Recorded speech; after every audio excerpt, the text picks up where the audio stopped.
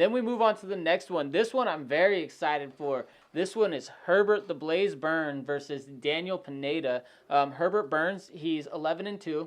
He's 32 years old. He's 5 feet 9 inches tall, and he is the brother of current UFC fighter Gilbert Burns, actually. He's also 2-0 in the UFC. His last fight was a first-round submission over Evan Dunham. He also competed on Dana White's Contender Series, where he won by round 1 arm triangle to Derek Minor, which was a pretty big feat because Derek Minor is a pretty good submission guy.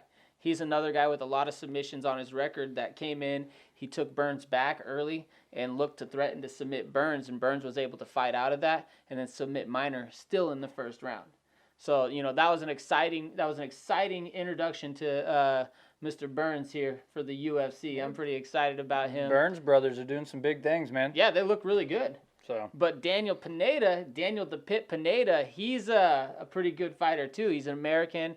He's 26-13 with 2 no contests. It came from the PFL where he was fighting in a tournament. He won both of the fights, and then he ended up testing positive for a steroid, and those were changed to no contest.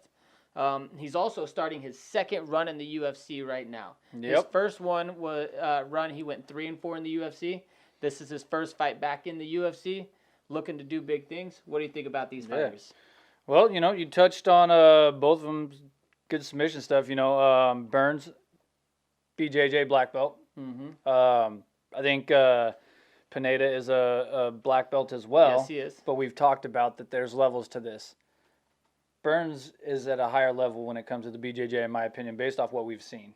Yeah. And his outside competition that he's done outside of MMA. Yeah, I would say based on the outside competition, but you also have to remember, when you look at Daniel Pineda, he has 18 submissions himself. He does have 18 submissions. So it's going to be interesting. Like, both of these guys are very well versed, and it's going to be exciting to see the jiu-jitsu game play out. They're both fun strikers, too.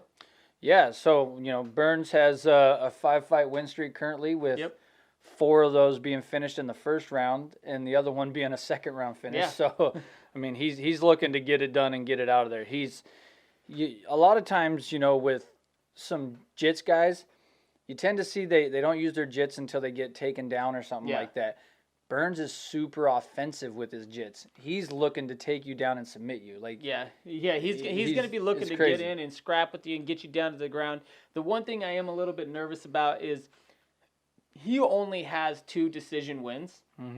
Going against a guy like Pineda, who's very experienced in the jiu-jitsu game as well, it's going to be hard to pick him to win by submission in the first round. Oftentimes with high-level jiu-jitsu guys, those matches can turn out to be 15, 20-minute matches where it's a fight for position.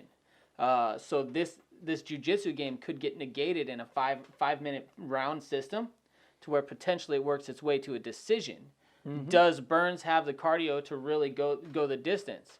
You know, neither of these guys are really big decision guys. Well, if you look at Pineda, every single one of his wins have been finished. Yeah. He has every single 18 one of them. subs, Yep. 8 knockouts. Yep. And so it's going to be interesting to see what happens there. Ultimately, I have Burns picked to win by a decision. Okay, see? So I think what's going to happen here is I think because Burns' stand-up is not bad either. Those Burns brothers, dude, they're extremely well-rounded. Yeah. He's not Gilbert, but his stand-up is not bad. And I think what's going to happen is I think you're going to see Burns rock him early in the first round. Pineda's a loose cannon on the feet, man. He goes for it. He's wild. He goes for it. Man. So I said fun striking. So I think that Burns is going to rock him on the feet and then get it down and choke him out in the first round. Wow. You think a first-round submission on first that one? round submission. You know, I'm excited about that one. Burns, he competed in ONE FC beforehand. That's where most of his time was before coming to the UFC. That's where both of his losses came from. They were both decision losses.